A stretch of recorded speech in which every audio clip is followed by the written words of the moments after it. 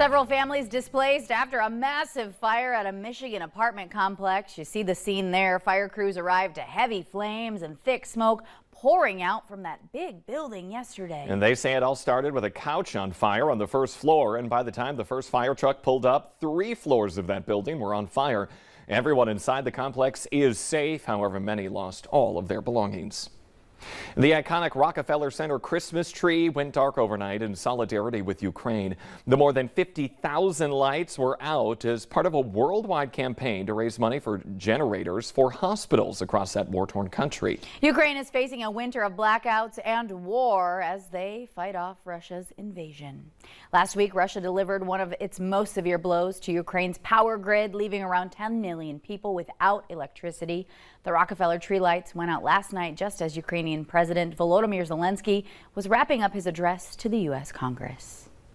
The Biden administration making additional Tamiflu available in the wake of a surge in flu cases. The Department of Health and Human Services is releasing the antiviral drug from the national stockpile as a rash of flu, COVID, and RSV cases are now stressing the healthcare system. The additional supplies will be available to jurisdictions to respond to an increased demand for the antiviral drug during this flu season.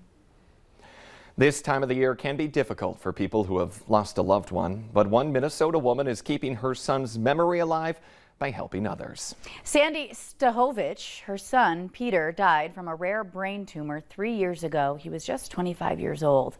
While Peter was being treated, someone gave him a blanket that he says he loved, so now his mom is making blankets for other cancer patients. In 3 years, she's made almost 300 blankets. Each one includes her son's story. Physical and speech therapy, he was able to say, "Don't give up."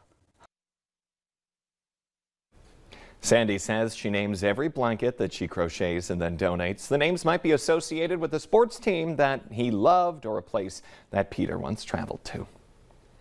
Well, here is an uplifting story. Did you catch the Today Show yesterday? A couple from Leonard, North Dakota made an appearance on national TV. Rhonda and Eric Kluben are celebrating their 60th birthdays in the Big Apple. They were first in line for the show, and they were even picked to play a game with Hoda and Jenna. Yeah, they threw snowballs into buckets for chances to win some prizes. Rhonda got herself a Dyson Airwrap that retails at $600.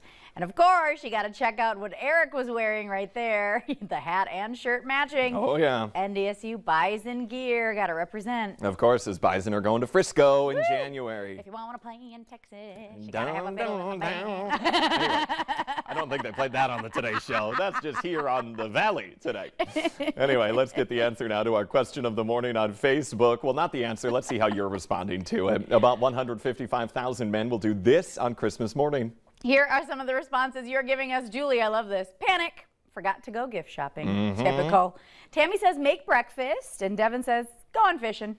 Merry Christmas. That's the most Minnesota, North Dakota thing ever. Merry Christmas. Gonna go to the ice house. Yeah. To leave your answer and join in on the conversation, head on over to our Valley News Live Facebook page. We'll be back with that correct answer a little later on in show.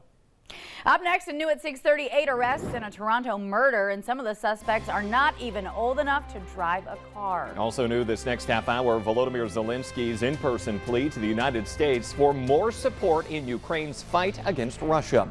Also ahead this morning, it's another First Alert weather day out there. Lisa Green lets us know how it might impact your day.